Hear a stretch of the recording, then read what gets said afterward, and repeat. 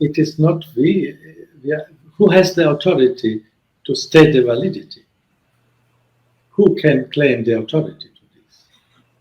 Because the Pope fulfilled the basic requirements of Our Lady more than all his predecessors. We have to state this. So he consecrated explicitly to not only to Our Lady, but to the Immaculate Heart, which John Paul II only used the formulation, we consecrate and entrust to the Mother of God. But Pope Francis specifically to the Immaculate Heart first. Then Pope Francis mentioned explicitly Russia, which no Pope before mentioned.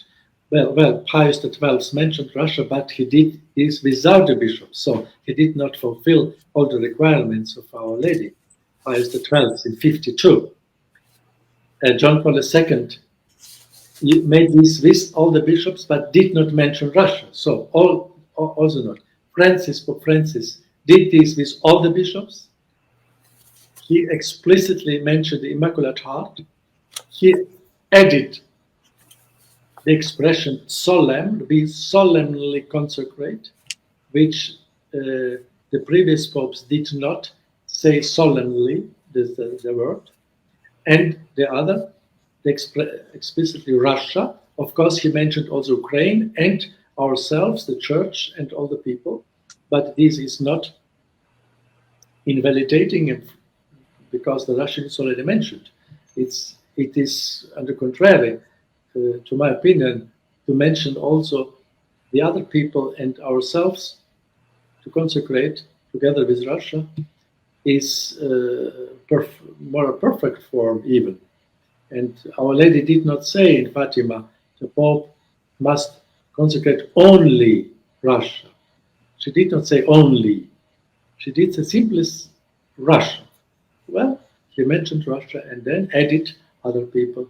This is very meaningful. And then this prayer is not a magic prayer. It's not an automatic effect. This is not Christian thinking. We are not God. We have to leave the time of the effect of these prayers to God's providence. And this depends also on the conversion of us, of our penance, of the church to convert really. Therefore, to convert to the Eucharistic Christ, to his honor.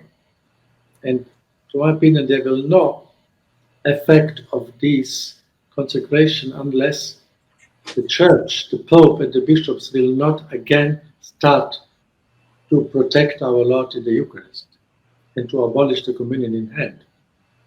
This enormous desacralization of our Lord.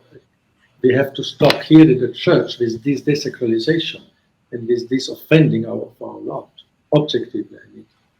And then from the church, from our conversion will come the effect of the conversion of Russia, will come, and the peace in the world. As a bit in a time when God determines this, but it will come. Our Lady did not say this in the Fatima message. This is simply not true. Our Lady said in the 13th of July, 1917, the Pope should consecrate Russia in union with the bishops. She did not say that the popes must command. These are not the words of Our Lady.